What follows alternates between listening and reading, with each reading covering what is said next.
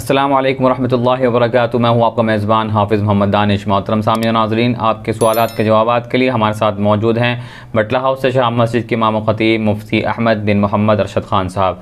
जी मुफ्ती साहब, एक साहब का सवाल है, क्या कोई हाफ़िज़ा औरत तरावी में इमामत करवा सकती है या नहीं?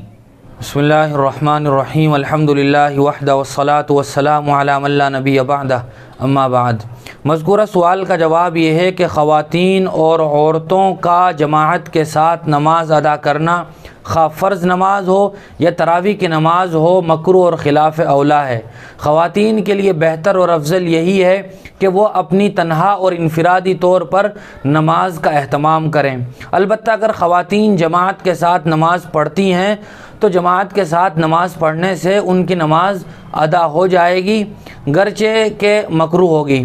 अलबत्ता फ़ुक़हा ने और मुफ्तियान इकराम ने, मुफ्ती आज़म मुफ्ती शफ़ी साहब अलैहिर्रहमान ने एक मसला लिखा है कि अगर कोई हाफिज़ा ख़ातून हो और उसको अपने बारे में ये अंदेशा हो कि अगर मैंने तरावी में रमज़ानुल मुबारक में कुरान मजीद नहीं सुनाया तो मैं कुरान मजीद भूल जाऊंगी, तो ऐसी ख़ातून के लिए गुंजाइश है कि वो चंद अपनी घर की ख़वातीन को लेकर घर ही में तरावी की नमाज अदा कर ले।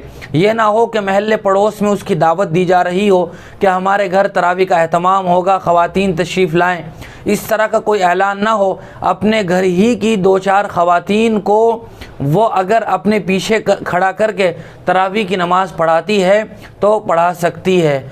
और दूसरी बात यह है कि ख़ातून जब इमाम हो तो वो मर्द इमाम की तरह अगली सफ़ में खड़ी नहीं होगी, बल्कि ख़वातीन ही के साथ उसी सफ़ में बीच में खड़ी होगी और फिर वो तरावी पढ़ा सकती है।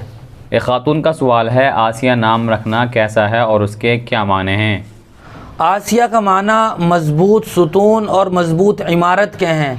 आसिया ये वही ख़ातून है जिसको फ़िरऔन ने ईमान लाने के नतीजे में शहीद कर दिया था। आसिया नाम रखना बिल्कुल दुरुस्त है। सैयद ताबिश साहब नोएडा से मालूम करते हैं, मिसवाक कितनी लंबी और कितनी मोटी होनी चाहिए? मिसवाक के अहादीस में बहुत से फ़ज़ाइल वारिद हुए हैं और बहुत सारे मुनाफ़े भी हैं। मिसवाक की लंबाई की मिक़दार फ़ुक़हा ने लिखा है कि एक बालिश्त के बराबर होना ये मंदूब और मुस्तहब है, वाजिब और ज़रूरी नहीं है। और ये भी उस वक्त मुस्तहब है जब कोई आदमी नई मिसवाक लेकर मिसवाक करना शुरू कर रहा हो। अगर वो करते करते छोटी हो जाए तो फिर उससे कम भी कर सकते हैं, वो भी बिल्कुल की जा सकती है। और अगर बड़ी एक बालिश के बराबर दस्तयाब ना हो, शुरू में भी उससे छोटी दस्तयाब हो, तो बहरहाल वो मिसवाक की जा सकती है और उस पर सवाब भी मिलेगा। एक साहब का सवाल है, क्या ये बात हकीकत है कि शराब और अफ़ीम का नशा करने वालों का ईमान पर ख़ात्मा नहीं होगा? इसकी वजाहत फरमाएँ। किसी भी नशा आवर चीज़ को पीना या खाना ये शरीयत में हराम और गुनाह कबीरा है। हुज़ूर अकरम सल्लल्लाहु अलैहि वसल्लम का फरमान है, कुल्लु मुस्किरिन हरामुन, कि नशा आवर चीज़ ये हराम है। इसी तरह फ़ुक़हा ने भी नशे से मुताल्लिक़ बहुत सारे मसाइल बयान किए हैं। सवाल में जिन चीज़ों का तज़किरा है, अफ़ीम हो, गांजा हो, चरस हो, ये सब वो चीज़ें हैं जिनके नतीजे में आदमी उसी नशे की कैफियत में मुब्तला हो जाता है जो शरीयत में हराम है। अलबत्ता ये बाइस गुनाह है। इसका फ़ैसला कोई नहीं कर सकता कि मरते वक्त वो काफिर हो जाएगा या नहीं। हदीस में इस तरह की कोई बात नहीं है। अलबत्ता आदमी को गुनाह करते हुए डरते रहना चाहिए, अपने ख़ात्मा बिल खैर की दुआ करते रहना चाहिए। ये अल्लाह तबारक व तआला के फ़ैसले पर मौकूफ़ है कि आदमी इस दुनिया से जब जाएगा तो वो ईमान की हालत में होगा या ये कि कुफ्र की हालत में होगा। लेकिन हमें गुनाह वाली चीज़ों से बचना और अपने आप को बचाना ये निहायत ज़रूरी है। साक़िब अंसारी साहब का सवाल है, क्या सुन्नत मुअक्कदा की क़ज़ा ज़रूरी है? जिन नमाज़ों में सुन्नतें सुनन मुअक्कदा भी हैं, जैसे फ़जर से पहले की 2 रकात ये सुन्नत मुअक्कदा हैं। इसी तरह ज़ोहर से पहले की 4 रकात वो सुन्नत मुअक्कदा हैं। इसी तरह बाज़ नमाज़ों के बाद की रकातें भी सुन्नत मुअक्कदा हैं। अगर ये सुन्नतें क़ज़ा हो जाए, इनका वक्त निकल जाए तो अब इनकी अदायगी नहीं है, इनकी क़ज़ा नहीं है, सिर्फ़ फ़र्ज़ों की अदायगी है और इशा के साथ वित्र जो वाजिब है उसकी अदायगी है।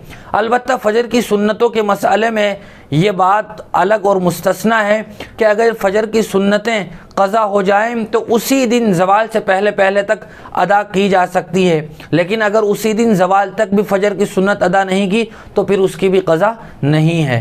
एक ख़ातून का सवाल है, क्या मुस्लिम ख़ातून मंगलसूत्र पहन सकती है या नहीं? मंगलसूत्र वो ज़ेवर है जो बतौर ख़ास हिंदू ख़वातीन अपनी शादी के मौके पर पहनती हैं। जहाँ तक ताल्लुक़ है इसके पहनने का, तो जिन इलाक़ों में और जिन जगहों पर मंगलसूत्र ये हिंदू ख़वातीन का शिआर नहीं है, यानी हिंदू ख़वातीन की पहचान नहीं है, वहाँ आम है, मुसलमान ख़ातून भी पहन लेती है और गैर मुस्लिम भी पहनती है।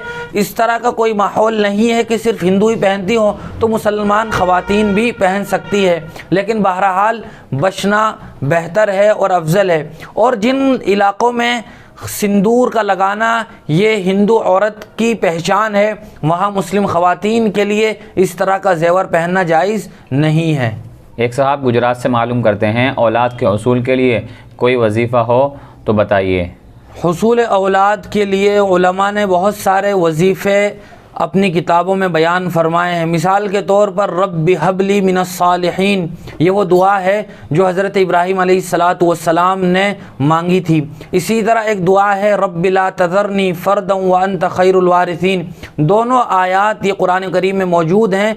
अगर इन आयात का नमाज के बाद 11-11 बार या 21-21 बार विर्द किया जाए तो अल्लाह की ज़ात से उम्मीद है कि नेक साले औलाद का हुसूल होगा। बहुत शुक्रिया मुफ्ती साहब आपका। इसी तरह की मज़ीद मसाइल की जानकारी के लिए आप हमारे दायरे अरक़म यूट्यूब चैनल को सब्सक्राइब करें, वीडियो के नोटिफिकेशन के लिए बेल आइकन को दबाएं, वीडियो को लाइक करें, सदक़ा जारी के नीचे वीडियो को शेयर भी करें और इसी तरह अपने सवाल हम तक पहुँचाते रहें। जज़ाकल्लाह।